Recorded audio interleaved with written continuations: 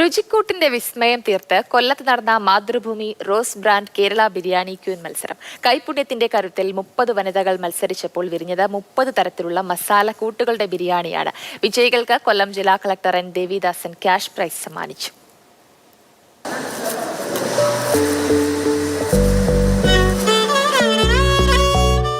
വനിതകൾ പാചകകലയിലെ തങ്ങളുടെ വിസ്മയം പ്രദർശിപ്പിക്കാൻ അവർ ഒത്തുകൂടി. അടുപ്പിൽ തീ പടർന്നപ്പോൾ മത്സരാർത്ഥികളുടെ കൈകളുടെ വേഗവും കൂടി. പരിപാടി നടന്ന വേദിയിലാകെ മസാലയുടെ മണമൊഴുകി.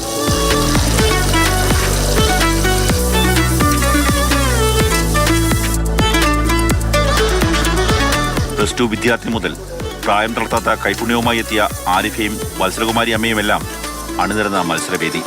അത് രുചിക്കൂട്ടിന്റെ തലമുറകളുടെ സംഗമമായി.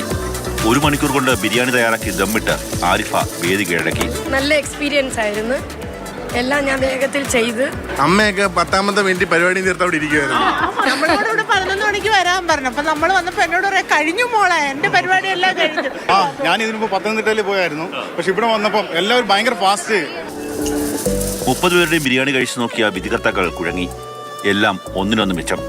അന്തിമ തീരുമാനത്തിനായി 10 പേരുടെ ബിരിയാണി വീണ്ടും കഴിച്ചു നോക്കി. അവസാനം വിധി പ്രഖ്യാപിച്ചു. പുനലൂർ സ്വദേശിനി ആൻസി സാബു 1ാം സമ്മാനമായ 25,000 രൂപ സ്വന്തമാക്കി. പള്ളിമുക്കിൽ നിന്നെത്തിയ ആരിഫയ്ക്ക് 2ാം സമ്മാനമായ 15,000 രൂപ, 3ാം സമ്മാനമായ 10,000 രൂപ ജുബിന ജുനൈദും സ്വന്തമാക്കി. 1, 2 സ്ഥാനം നേടിയവർ ഗ്രാൻഡ് ഫിനാലിലേക്ക് യോഗ്യതയും നേടി. ഉമ്മയും തുടങ്ങും. ഉമ്മ 2ാം സ്ഥാനമുള്ള ഉമ്മയാണല്ലോ പ്രായത്തിമൂത്ത്. എങ്ങനെ ഉണ്ടായിരുന്നു? എനിക്കൊന്നും പറയാനില്ല മോനെ.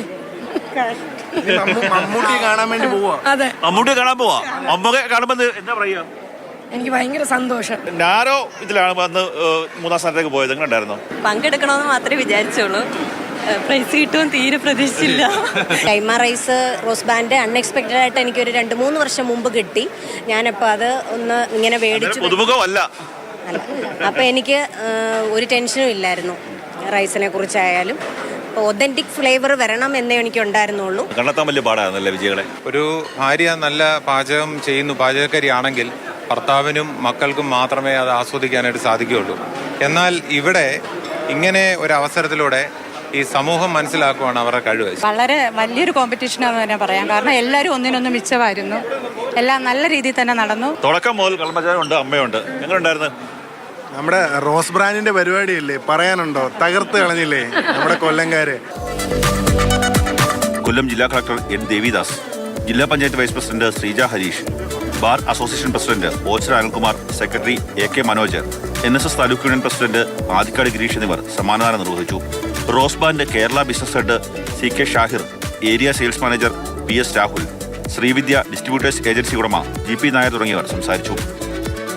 മാതൃഭൂമി ന്യൂസ്, കൊല്ലം.